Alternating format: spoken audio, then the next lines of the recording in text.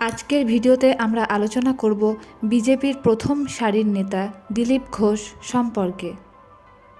ভিডিওটি শুরু করার আগে সকলের কাছে অনুরোধ, যারা আমার চ্যানেলে প্রথমবার এসেছেন, ভিডিওটি ভালো লাগলে অবশ্যই চ্যানেলটি সাবস্ক্রাইব করে যাবেন।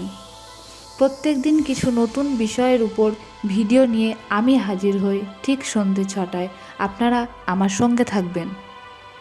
আজকের আলোচ্য বিষয় বিজেপি নেতা দিলীপ ঘোষ মোট কী পরিমাণ সম্পত্তির মালিক, তার কত টাকা রয়েছে, বাড়ি গাড়ি রয়েছে, সেই সব কিছু নিয়ে আজকের ভিডিওতে আলোচনা করব।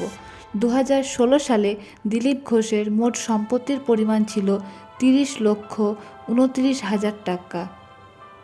বর্তমানে সেই সম্পত্তি বেড়ে দাঁড়িয়েছে প্রায় 45,36,000 টাকা। নির্বাচন কমিশনের কাছে দেওয়া হলফনামায় দিলীপ ঘোষ এমনটাই উল্লেখ করেছেন। বর্তমানে তার স্থাবর সম্পত্তি 13,36,000 টাকা, যা 2016 সালে ছিল মাত্র 35,070 টাকা।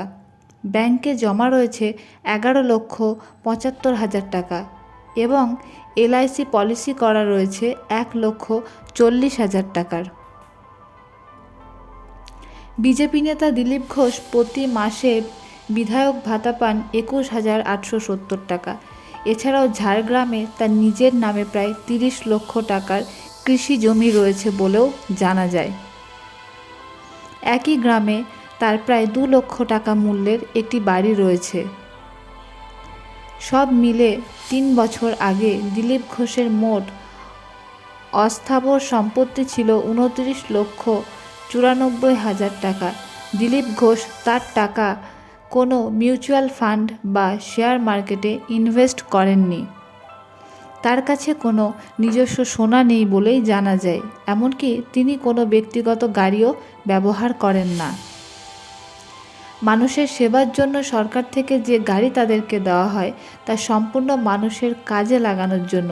ব্যক্তিগত কাজে সেই গাড়ি ব্যবহার করার কোনো অনুমতি নেই।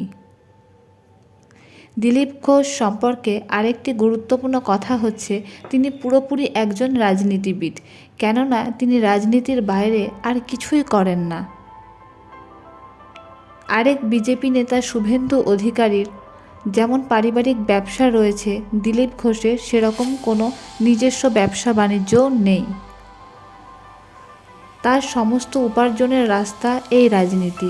যেহেতু তিনি রাজনীতির বাইরে আর কিছুই করেন না এবং সম্পূর্ণ সময়টাই তিনি রাজনীতিতেই দেন। আজকের ভিডিওটি এ পর্যন্তই।